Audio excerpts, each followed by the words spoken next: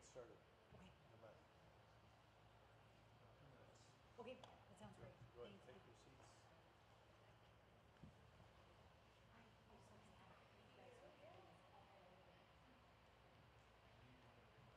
So who?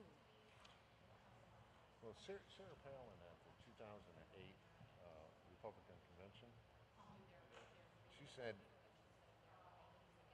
you know what the difference between a hockey mom and a bulldog? Lipstick. Lipstick. Lipstick. You remind me of that comment. Because Am I the hockey mom or the bulldog? you're both. I'm both. You're both. In Florida, we call it soccer. What's that? In Florida, we call it soccer. Well, I know. It is if you turn it on. Right. Yeah, I mean, you could be a team player, and also you won't take no or won't take any answer for it. We're going to give you guys 2 minutes for your opening. Is there a timer? Who's the timekeeper? Lady right here. And you're going to explain what we're doing here, right? Okay. I don't need this mic. You can hear me good, right? Well, good evening. Thank you for coming. My name is Keith Flaw. I'm the co-founder of an organization called Florida Citizens Alliance, and we focus aggressively on K through 12 education. But we also believe very strongly that voters need to vote informed. So here in Collier County for the last 10 years, we've held forums. This is actually our 4th forum. We are holding 2 forums for House District 81. This is our 2nd school board forum, and we held a forum last week for Board of County Commission District 3 and District 5. I want to introduce a couple of housekeeping items. For those of you who haven't, if you haven't already registered to vote, the supervisor of elections is out in the foyer there, and you can register. And if you have friends that haven't registered, I urge you to get them to vote, or to register to vote. The event tonight is being taped and live streamed. We have a database here in Collier of just under 50,000 people, and this will be, for those that aren't able to attend or watch the live stream, we'll provide a video link for each of them. The rules for tonight are pretty straightforward. This was intended to be a forum and a mini debate with only 4 candidates, but the 2 incumbents have decided not to participate. They didn't participate in our forum in Marco Island as well. When you came in, you should have received 3 things: an issue-based questionnaire, a constitutional-based questionnaire, and a 3x5 card. So if you have any questions, we'll have ushers throughout. We've asked the moderators to use at least 50% of their questions from the audience, so please feel free to fill out those cards and get them to one of the ushers.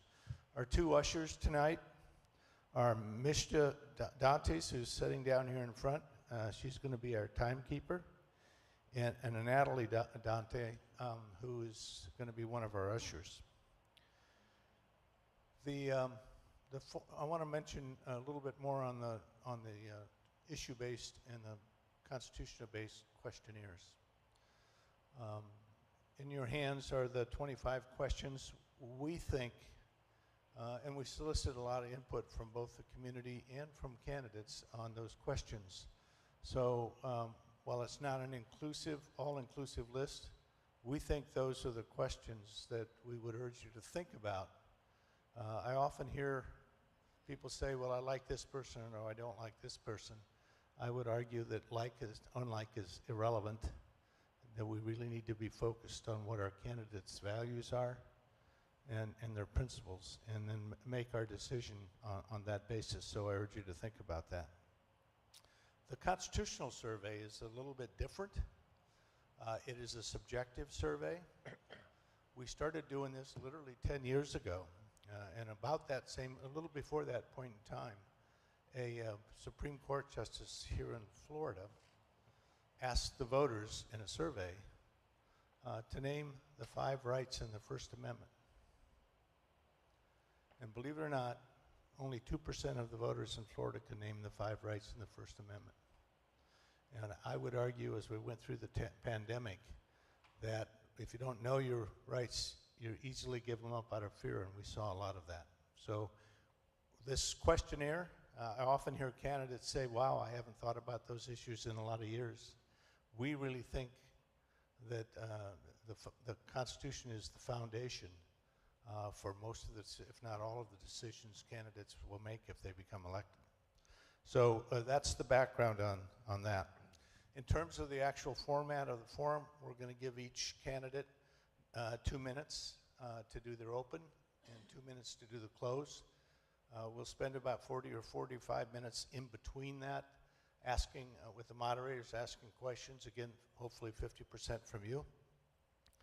And then at the end, when we're done, I'm going to ask for the mic back, and I want to talk about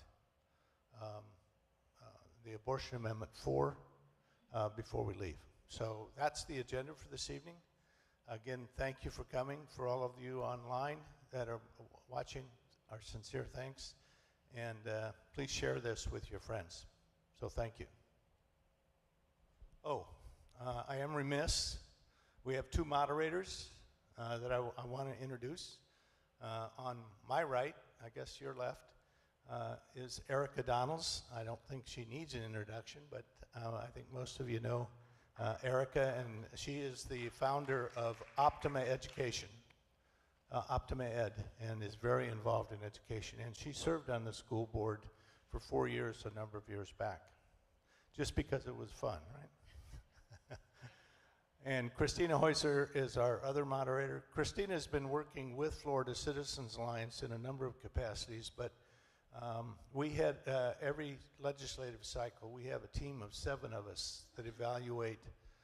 This year it was 137 education and family-related bills, and we ended up supporting 22 of those, and we put out action alerts. And Christina's background is civil rights attorney, constitutional attorney, and she's really been the force behind our team that evaluates those. So thank you both for joining us. I need to invite them. Katie, if you could join me on board on the stage. Katie McLaughlin is representing the church tonight, and she's going to do a welcome, and then we'll do the pledge. Hi, good evening. I just want to welcome you. We are so blessed and honored to host the school board forum this evening, and I just want to thank you for your appreciation and your dedication to our next generation. So if you'll all bow your heads and pray with me. Father, we thank you for this opportunity to hear about all of the plans that our next upcoming candidates have for our school board, and we pray for your wisdom, your peace, your guidance throughout this evening, and that you will open and enlighten our eyes to who you have called to be in these positions and these seats. In Jesus' name, amen.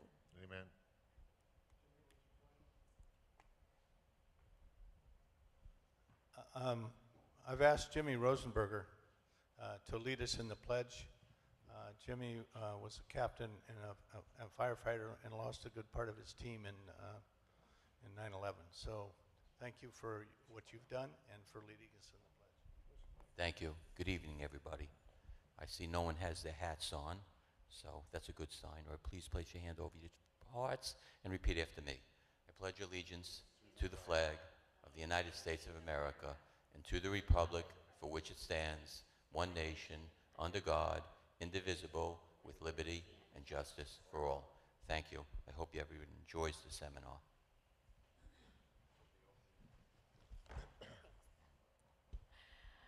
As Keith said, we're going to allow in the history of American education. Parents, teachers, and children have suffered under the weight of a failing public school system for decades. Educational progress halted.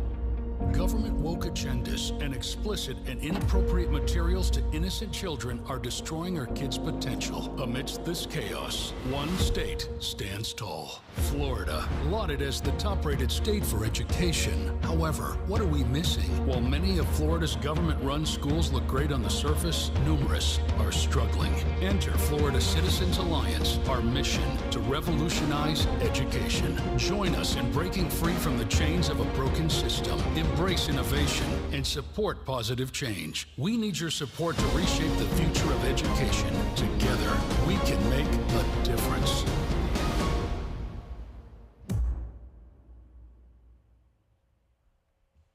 Well, thank you to Florida Citizens Alliance for all the great work that you do on behalf of our children, both here in Collier County, across the state of Florida, and in the state legislature.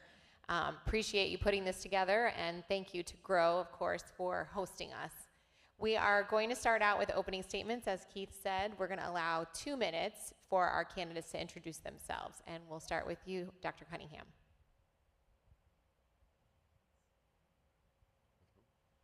Can you hear me? Okay, wonderful. Well, thank you again for this opportunity to Florida Citizens Alliance, to Grow Church. I'm so happy that you're putting this on. We are in need of Christians to be politically and civically active in this country, and so thank you for being leaders as far as that goes. Thank you to the moderators for giving up your time to help us get the messages out, to help voters decide what they think is important and who stands for those. To Mr. Henning, and to everybody who came out tonight, I'm so glad that you did. If we have any questions after we're done, please let us know, because I'd love to answer them. My name again is Pam Cunningham. I am a Christian, a wife, a mother, a physician, and a deeply concerned patriot, deeply concerned for our country. By way of background, my parents were immigrants to this country. They came here fleeing religious persecution and seeking liberty. They taught my sisters and I love of country and love of liberty. When I was 5 years old, my father passed away, leaving my widowed immigrant mother to raise us. My mother stressed over and over to me, Pam, you must get a strong education. It will help you in your life, and it is something that no one can ever take away from you. I took my mother's words to heart, and I got a strong education, and it's allowed me to live the American dream. I have 3 thriving children. We have a home in the best county in the best country in the world, and that's in large part, well, thanks to God's blessings and thanks also to my education. It doesn't matter whether a child wants to go into a profession, a trade, become an entrepreneur like my 8-year-old daughter tonight does, or to be a homemaker. A strong education will give them the building blocks they need to be successful in their future. What's going on right now in our schools in this country is that several decades ago, a progressive education system was brought in. They changed the way they try to instruct our students, and as a result, here in blessed Collier County, 45% of our 8th grade students can pass their basic science tests. We have to do better. Thank you. Thank you. Mr. Henning? Can I ask a question about the things? The yellow one is at 30 seconds? 10 seconds. Okay, thank you. Well, good evening. My name is Tom Henning. I'm a over 50-year resident of Collier County. I actually went to school here along with my 2 boys. My oldest one has a has a business here in Collier County. Went to Naples High. My middle son went to Barron Collier High School.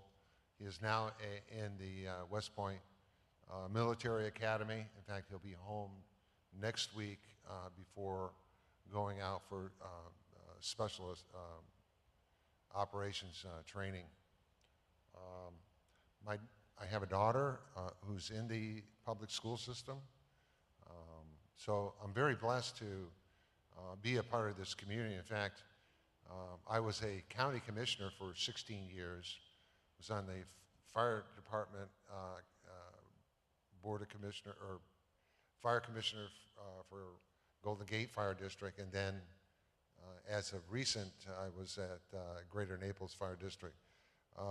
Been on several associations, civic associations, Chamber of Commerce, and so on and so forth. So I'm really vested in the community. I think I bring a lot to the table, being elected on two different positions. The laws in the state of Florida apply across the board, not only to school board, but county commission and special districts on purchasing, the ethics law. There's just so much that applies with it. However, I do recognize there is a difference between the statutes in school boards, school districts. So I bring a lot to the table. I hope you vote for me August 20th. Thank you. All right, well, we'll get started with the questions. And audience, don't forget, you can submit questions on those index cards if you'd like us to ask questions of the candidates. Well, both of you now have had an opponent drop out of the race in each of your districts, and you're going head-to-head with the incumbent. I want to give you an opportunity just to start out, because, you know, let's start out going all the way, to differentiate yourself from your opponent, who obviously has a voting record that the voters can clearly see. We'll start with you, Mr. Henning. Well, thanks. That's a very good question. So the incumbent has voted not to have invocation at their meeting, and this started out with the Continental Congress before this country was formed, that governing bodies got together and got guidance from the Lord. He voted that down. He's voted for the biggest tax increase in Carter County school history last year, with not a substantial gain in students. He believes that that schools should be funded, be paid by cash and not be funded or bonded. I don't believe that. I know that anybody that moves here hasn't paid cash for their residence, and I think they should do the same. Well, the list is extremely long of what differentiates me and my opponent. Basically, everything that Mr. Henning said is the case for me as well. So my opponent voted against an invocation at our school board meetings. My opponent has been on the board since 2016. In 2018, the state of Florida passed the Guardian program to keep our students and our staff safe in our schools. To date, we have 0 guardians in our schools, which is a tremendous shame. If we had leadership with the majority of the board, we would have the guardians in school. The incumbent that I'm running against took the lead on the boundary modification program, which she's been working on as the sole board member with the highest level staff in the district. At the last board meeting, she presented this for a final vote. It was voted down 1-4. There are so many things wrong with that, and why did she wait to the very end of 2 years to present her findings to the rest of the board? We have got to have competent leaders and do better. Thank you. Thank you. So following up on that discussion of the Guardian program, along those same lines, this school board recently considered a policy that would ban weapons from campus altogether, and that includes parents from having their personal weapons in their vehicles when they are dropping off and picking up their children from school. And I'd like to know each of your perspective on that policy, starting with you, Dr. Cunningham. Yes, ma'am, thank you. So I was actually one of the leaders in fighting this policy with CCPS. And to be very clear, what happened was that the state of Florida has a statute in place that says you cannot have weapons anywhere on the school grounds. There are a couple of small exceptions like sheriff's officers, et cetera, but individual citizens who are coming to drop their children off or pick them up can have weapons in their car. What our school board wanted to do was to take that policy and make it so that you can even have a concealed weapon in your car for drop off and pick up. That is not within the purview of our school board. That is our Bill of Rights. That would make it so that people dropping their children off and going straight to work, coming back straight from work, could not carry all day long with them. It's also a bad example for our students. Our students then learn that our natural rights are given to us by the government and can be taken by the government, and that is an incorrect way to teach Americans. Yeah, I totally agree with that. It's against the Constitution, their Second Amendment, protection of self and property. However, I don't believe it should be carried into the school, and there are exemptions within in the Florida statutes that don't allow that. We do need the Guardian program. I think there are some wonderful staff out there that's willing to serve if needed to protect our schools and stop this nonsense of what's happening across the country. Thank you. And what was also mentioned in one of your answers was the rezoning that was just recently voted down. It has been a conversation for quite some time. In fact, we started the conversation about rezoning that led to this when I was on the school board in maybe 2015, 2016 during my term.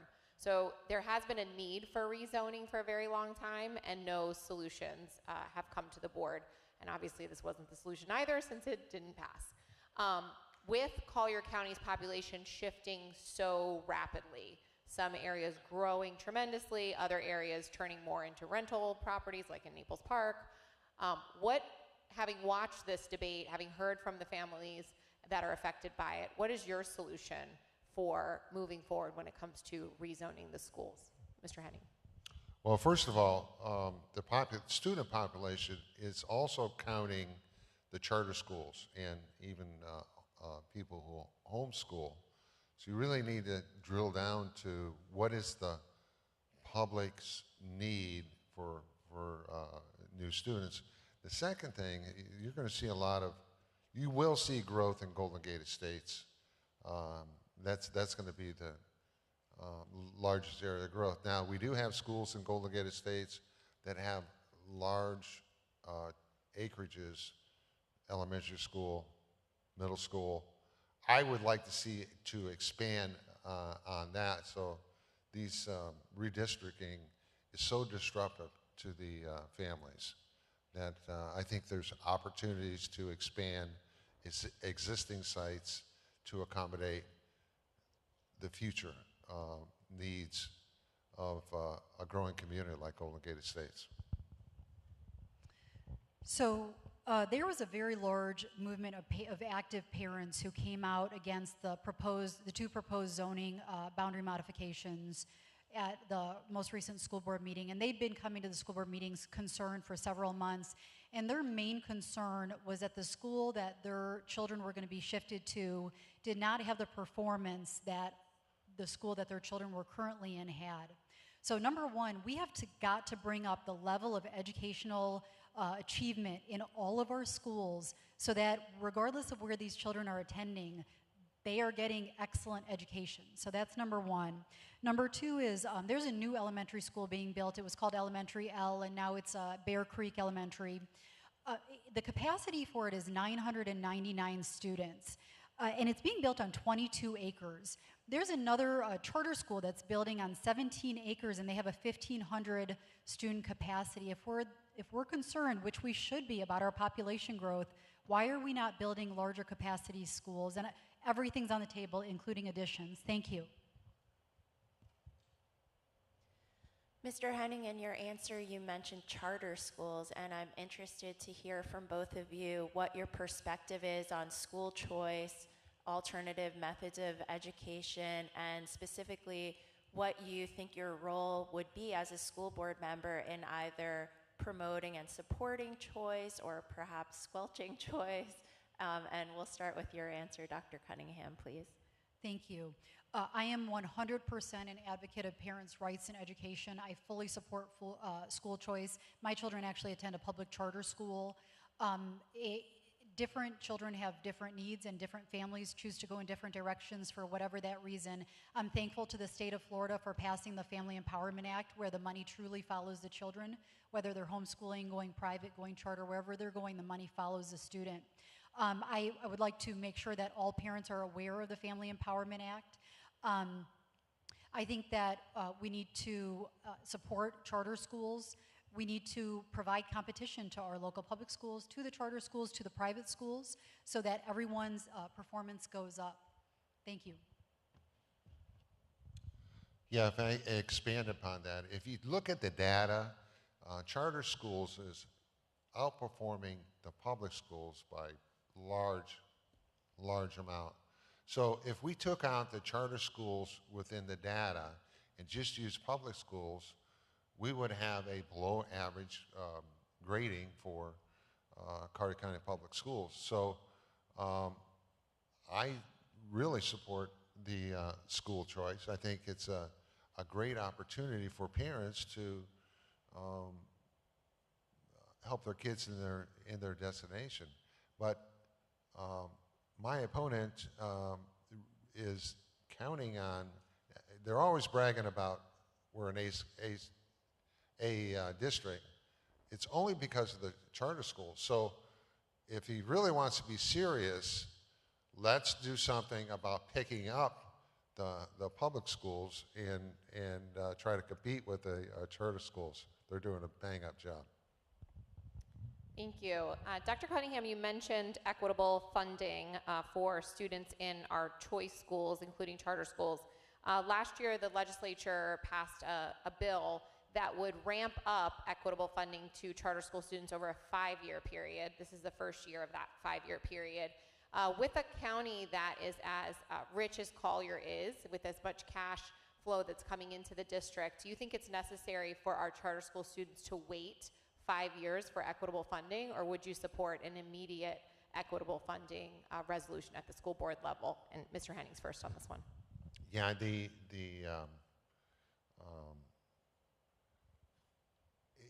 whatever the law is, we need to follow. But is there possibilities of ramping it up to build the capital? Well, I can tell you that the school board today is taxing you based upon what is happening in the charter schools. In other words, so they got an estimated population increase of 6,000 students. They're not all going to the public school system. They're going to go to charter schools. And we need to take a look at what the parent is choosing and put the tax dollars towards that resource. Yeah, I would absolutely support the immediate move towards giving the charter schools that increased funding. I'm not sure what the logic of the legislature in wanting to wait that 5 years was, but these are public school students. Their parents are taxpayers, they live in our community, and there's no reason that they should not receive equal funding as your average public school student. Continuing on the theme of the budget, the current school board chair promised when she was running for office that she would reduce the budget by 5% year over year, and she's since abandoned that promise, saying that she's realized now serving in the role that it's just not possible. And I'm wondering how you would respond to that comment and if you have plans to reduce the budget. And Dr. Cunningham, you can begin. Okay, so first to be very clear, several members of the school board state over and over that they have not raised taxes. I want to be clear that according to Florida state statute, they did raise taxes. Even Mr. Antonacci, the chief financial officer of CCPS, stated that they raised taxes at their budget meeting. I'm going to give you a quick example. I hope I have enough time, but there's a charter school in town that's building a new school ground. It's 110,000 square feet on 17 acres, 1,500 student capacity, including the purchase of the land. They're spending $67 million on that. Compare that to Bear Creek Elementary, which is going to be 120 square foot on 22 acres, 999 student capacity. So we're talking 2/3 of the capacity. The land had already been purchased for the school, and they are now up to an $83 million cost. Now, that includes fixtures, but $83 million versus $62 million, 2/3 the capacity with land. We have got to do better for our taxpayers. Well, I can understand that board member's comment based upon her vote of approving millions and millions of dollars of capital improvements or maintenance on the consent agenda without any discussion. And give you an example, I estimate that there's $10 million spent to paint the public schools, repaint the public schools. There's 9 painters on staff, but yet they have this contract, which is not bidded out, by the way, which is, by law, it should be bidded out. And, it's deplorable. So I bring experience, not only being a businessman, a former businessman, but experience with budgeting and procurement, purchasing, to make sure that the taxpayers get the bang for their buck. That's what I bring. This goes back a little bit to what we were talking about in the matter of school choice. The Florida, and this is actually an audience question, the Florida Education Savings Account, the ESAs, provide about $7,500 voucher for every child to seek a private education, which could result in 30 to 50% reduction in student population over time in the public schools. We don't know how many, but we hope parents do take advantage of their ability to select the best education for their children. But it could lead to declining student enrollment. It could lead to public education looking completely different a few years from now than it does today. As a school board member, how will you prepare for that? And what are your thoughts on that substantial change in Florida's education policy? Whoever didn't go first last time. Well, it's funny you mentioned that. I actually talked to a school board member today who's doing a fabulous job about looking at the data and watching where the population, the school population, is going. They have data that for each of the schools, and whether a lot of the schools are slipping in their population, and I think they're going to charter schools. So that's how you prepare for your capital needs in the future, is watch the data, not just what is being projected, but the historical information. And then you can make a better spending for future capital for schools. Since they built Aubrey Rogers High School, the other high schools have a lot of capacity there. So, example, elementary schools, they Naples Park Elementary is a 42% capacity. That's a lot. Dr. Cunningham. My bottom line for these children is that I want excellence in education for every single student in Collier County and every student in the United States of America. We need to provide these students with strong education so that they have strong and successful futures, and so that our country is strong. The effects of the vouchers, they're going to be effects of the market. So if there's a free market where the money follows the student, whoever is performing the best in terms of schools, whether it be the public schools, the charter schools, the home schools, the religious schools, wherever parents are thinking that their children are going to get strong educations, the money is going to flow to those schools. And I support a free market. And for a long time, the public schools have had they've had a corner on the education system. And I strongly believe in public education. It's part of our foundation of our nation. But we have got to have the rising tide lifting up all ships in this country for our educational system. I understand that the school district recently entered into a contract to allow the placement of a 5G cell tower, or perhaps multiple, on school property. And the community, or a segment of the community at least, is really in an uproar about this. And I'd like to hear your thoughts about that, and if there's anything that you think can be done at this point. And we'll start with you, Dr. Cunningham. So there is a lot of concern about this topic. I get this question very frequently. And the concern is basically that the radiation from the 5G towers is going to affect the health of the students. This is a very legitimate concern. I'm a medical doctor by background, and we were taught from the very first day that radiation is part of our training, that you need to get as far away from the radiating device as possible, because literally every centimeter that you get away from that device counts significantly towards your health. Having radiation emitting towers on the school property next to our students who are growing. Their DNA is rapidly developing, rapidly replicating. That's a dangerous scenario for our children. I do not, the reason that they build these towers on school property is because the cell phone companies pay the district rent for the towers. I do not believe that that amount of money is worth endangering the lives of our children.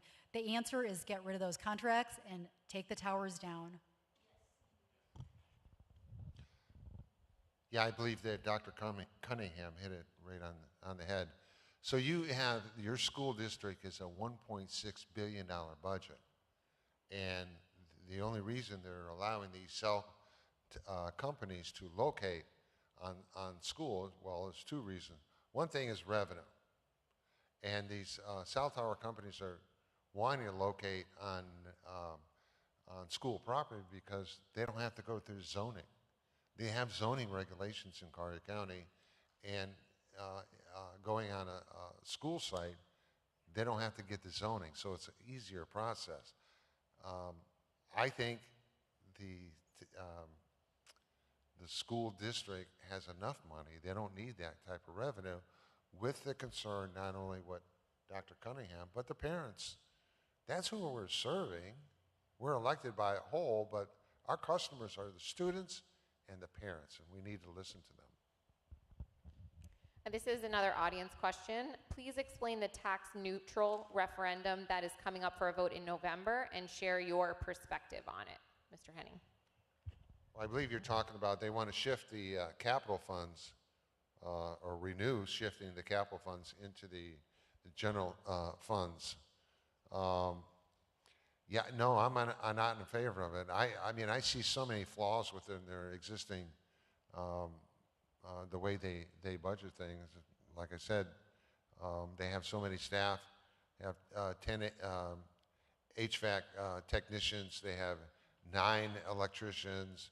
Again, they have 9 painters. But yet, they're going out to let general contractors get these contracts to do those repairs, and it's not even bidded out. I think their spending habits are very sloppy, and they just need some adult supervision, and I'm ready to provide it.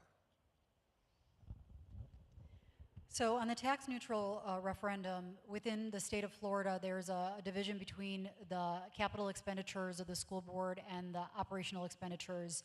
And what this referendum does is, without raising taxes on our residents, it allows the school district to shift from the capital expense, the capital fund to the day-to-day operational funds. I would say that this is not a hill that I plan on dying on. Overall, my goal is to get the burden off the taxpayer. I think there are a lot of places where there is waste within this district, and we've already given you a couple of examples tonight. I want an overall reduction in spending at the district, and I want to see a decrease in the growth curve. You know, we can't keep going like this, and this is actually what the growth curve at CCPS looks like as far as the budget goes. We have got to level out, because our taxpayers, we can't do it, especially a lot of retirees in this area. Overall, we need to limit spending. Tax neutral is voted in 70% every time it's asked. It's probably going to be voted in again, but we just need to cut overall spending. During this last legislative session, the legislature adopted a law that would allow for chaplains to be in public schools. What do each of you think about that proposal? Would you like to see Collier County have chaplains in its schools? Dr. Cunningham. I do. I support the chaplain program without question. Recently at a school board meeting, they discussed the books, our textbooks. And one of the issues that came up was that in our K through 4 textbooks, our K through 4 social study textbooks, they discuss a lot of different things about American culture. They show people going to sporting events. They show people going to parks, recreation. There's not one mention from K through 4 about the religious basis of our nation. And it is literally impossible to understand the founding of America without understanding the reason that people came to the new land. And that was really almost exclusively about religious freedom, people seeking religious freedom. So while our school district is overall a secular district, that doesn't mean that we cannot say the word G-O-D in our schools. And, you know, if parents want you have to have parental authority actually to have chaplain attendance with your student. If parents want that, I fully respect that right. Yeah, I do support that program. And the kids are missing out on the opportunity of why this country was formed. And it was because of taxation and religious persecution. And those are the two main factors of why our founding fathers wanted to exceed from the British rule, the king rule, and established a representative form of government, a republic. Thank you. I'm going to read another audience question, actually two questions kind of very related that I'm going to put together. What are your views on phones, iWatches, and personal communication devices in the classrooms, hallways, lunchrooms, study halls, etc.? And would you implement a no cell phone policy in the schools? Mr. Henning. Yeah, no, I believe that personal devices should not be in the classroom. However, my daughter's getting to the age where she's going to ask for it, and I want her to have one so we can communicate with the understanding that the only time that we can communicate when she's not in school, possibly at the bus stop or prior to getting on the bus. So those types of devices do not belong in our school. And there was another question, I'm sorry. That was all combined. Yeah, you answered both of them. So my children will tell you that I feel very, very strongly about the cell phone issue. I think cell phones are destroying the minds and souls of our children in large part in this country. This is one of the big problems. I think that there should be no cell phone usage throughout the entire school day. If a parent insists on sending it with a child, it needs to be locked away for the entire day. Right now, is in the state of Florida, students cannot use their phones during instructional time. However, during recess, during lunch, they can take it out and use it. I don't know how many of you have had the experience where you go out to dinner with your family and you see full families sitting there, each on their own device, and it breaks my heart, it really does. I want to say to the parents, you're never going to get this time with your children back. When are your children going to learn that, you know, how to interact, how to communicate? You know, when are you going to teach them? This is the time to teach them. So I would have an absolute no cell phone during the school day whatsoever. If there's an emergency where the parent needs to reach the child or the child needs to reach the parent, they can simply go to the front desk and ask to use the phone. Another thing that parents are very concerned about is the exposure of children in schools to radical ideologies, including the LGBTQ agenda, the gender fluid, non-binary movement. Do you see these things as real issues in schools today? And if so, how would you address those? I absolutely see these things as real issues in our schools today. There is, a lot of people want to say there are no agendas in our schools, and it's simply not true. You hear story after story about it. The state of Florida passed the parental Bill of Rights. Some people call it the Don't Say Gay bill. Unfortunately, there was a lawsuit against that, and it was essentially gutted. So that takes away a lot of the protections. Children are children. In our society, we have come to agree that we do not sexualize children in any way. And I stand against any sexualization of students in school, in the parks, etc. In terms of the transgender issue, this, until a very short time ago, was considered an actual psychiatric illness. I will never stand for a knife being taken to a pair of someone's genitals, especially children's genitals, to a lady's breasts. This is not right. It is the most cruel thing that you could do to a child, and I stand 100% against it. Yeah, I must commend our governor to get through an adoption of removing the critical race theory and sexual material to our young children. And the problem is it's still in our books. And this organization, along with citizens, review materials of books that the kids will be studying from. We need more people like that too.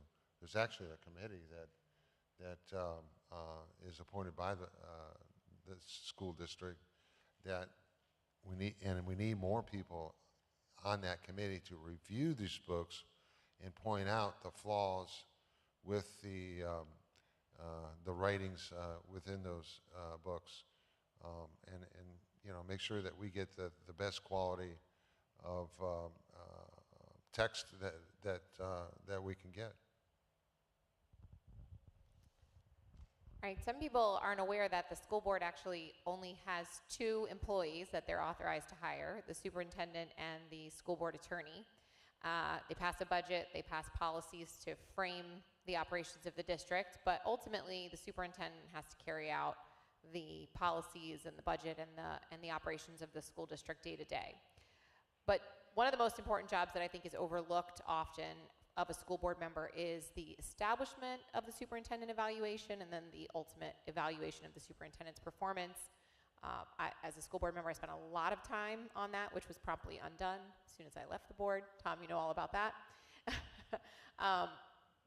In that role, in terms of how we evaluate the performance of the key executive in our school district, what are your thoughts on a year from the time that you get elected, if you are to be elected, how you are going to measure and evaluate the superintendent's performance for that time period? Yeah, when I was elected county commissioner, we did a performance review of the county attorney and the county manager. I think it's a must. I think it's good for not only the superintendent but the attorney to really focus on, okay, what are my accomplishments? First of all, there needs to be an establishment of criteria of the review, and that needs to be done by the board, and then the board needs to look at the superintendents, what their responses and how they have either met the criteria or exceeded the criteria. Another thing, we have a school district attorney. Actually the school district is the board, but he is reviewed by the superintendent.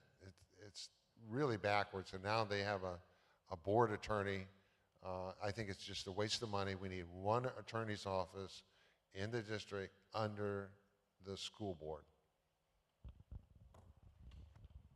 So in Collier County, the school board is elected by the residents of the county, and I think what the residents are going to judge us on is what our vision for the future of our students is and how we plan to get there. Therefore, it is the job of the superintendent to execute the vision of the school board and therefore the vision of the people of Collier County. I agree with Mr. Henning that the criteria for the superintendent evaluations has to be very clear to the superintendent to be fair. Again, the whole reason for CCPS existence is to educate our future generations. So educational achievement and the processes that the superintendent sets to move forward and to improve educational achievement must be looked at and reviewed. Budgeting is a huge part. Obviously, it's an almost $1.6 billion process. We need to see that the superintendent is effective, and we need to look at staffing, staff morale, staff performance. A hot topic in the news lately has been these horrific demonstrations on college campuses in support of a terrorist organization, Hamas. And I'm wondering what, if anything, as a school board member can be done or you can do rather, to ensure that students are taught the proper foundation and historical context in which to view current events generally, this being one example of that. That is a great example. And I think what this shows, what's going on in college campuses today, shows the failure of our education system from, pre-K or K all the way up. Children are not being taught our American ways, which is we want to be a peaceful and civil society. We don't want to get involved in a lot of foreign conflict. We need to have strength here at home so that we can show strength abroad. But what they're being taught instead is that there are moral equivalencies between our capitalist system and socialism and communism. I don't think children are being brought up to understand that communism is an extremely cruel system where communists have murdered over 100 million people in the past century, their own people. And if our children are not being taught properly from the beginning the correct Western civilization, then they are going to think that things like terrorism and things like burning women in cages and throwing acid on them the way that these terrorist organizations do is okay, and it's not, obviously. Yeah, it's really sad to watch what's going on in this country with in our colleges. Columbia University, there's so many of them in California, New York. Luckily, in our community, we don't have that type of, I wouldn't say it's diversity, but downright hatred. And one thing the board can do is pass a proclamation of what we stand for. And we stand united as a nation and not divided as against a certain sector of our community. I think the board needs to send a resounding message, not only to students but staff, that this won't be tolerated. All right, that was our last question. Thank you so much for your well-thought answers. We are going to move now to closing statements, and each of you will have 2 minutes to close. And we're going to start with Dr. Cunningham again. That way, Mr. Henning will go last. You'll have 2 minutes. Okay. Well, thank you again so much for this opportunity to talk with you guys tonight, and for Florida Citizens Alliance streaming this for people who couldn't make it, hopefully are able to watch at home on their own time as well. Again, I'm Pam Cunningham. I am running for Collier County Public School Board because I feel passionately about education and the power of education in our students' lives. We want every Collier student to have a successful future, and all together we will come together and have our country grow stronger and more prosperous. Right now, 45% of our students in 8th grade are failing their basic science tests. I don't think anyone in this room believes that the Chinese would settle for a 45% pass rate in science. It's not acceptable. We can give as many excuses as we want for why only 56% of our 3rd grade students can read at grade level. Excuses are not acceptable. We are failing our students, we are failing our country, and we must do better for them. I would like to share with you that I am endorsed by the Republican Party, and I am endorsed by Alfie Oakes. And I need your endorsement. I need your support. We have to reach over 250,000 Collier voters. The reason that I'm bringing up these endorsements is because these groups went through a very strenuous screening process, looking at our values, looking at our goals for the schools, for the district, before giving us these endorsements. So again, I have earned these endorsements. I need your support. Please help me to spread word of mouth. Cunningham for forcollier.com is my website. I'd also like to share an invitation tomorrow evening, which is Thursday, May 23rd at Seat to Table at 6 o'clock. We are having a campaign kickoff party. It's being hosted by Alfie Oakes, which we appreciate that generous hosting. And I would like to invite all of you to come with us tomorrow, Thursday, 6 p.m. Tom and I will both be there. It'll be a great opportunity. If you have any further questions, we'd love to answer them. Bring your friends, family, come out and support excellence in education for every Collier student, please. Well, I want to thank the people for coming out tonight. I got chewed out for going down to the audience last time. So I'm not going to do that, but I'm standing because of respect for all the people here. I have a vested interest in the school board, in this community. I mean, you know, serving. But my daughter is, I remember one time she came home with some homework that was clearly CRT. And after reviewing it, it went in the waste paper basket. We went out for ice cream. We need to stop with the slamming our kids with material that is not appropriate in our school system. I am a conservative. I do bring a lot of experience. I'm not a bobblehead that we see today of just approving things over and over and trying to justify raising taxes. So let's take a look at what the true need is of our future, capital needs, what's the true need of our students.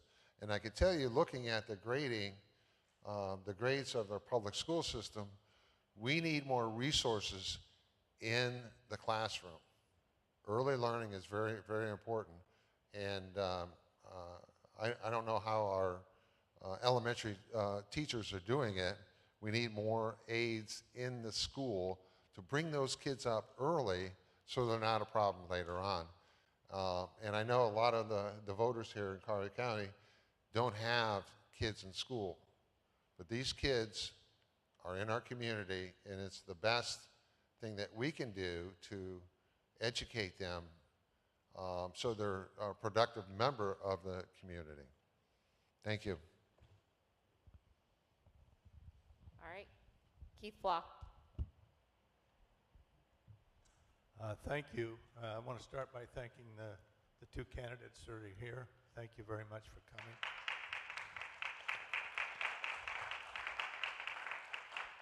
I'm disappointed that the two incumbents decided they didn't have to come defend their positions to the 40,000 to 50,000 people that we reach here in Collier County. I do want to comment, and several of the candidates here mentioned it briefly, but I think everybody listening here that's going to be voting, most of you are property owners, pay taxes. You've heard the governor and many of our politicians say Florida is #1 in education in the nation.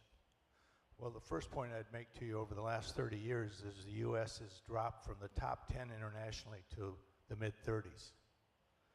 The second point I'd make to you is Florida has done some really good things, but we're not improving the educational levels, the academic levels of our students. In Collier County, 60% of our kids can read and do math at grade level. 35% of our third graders can't read.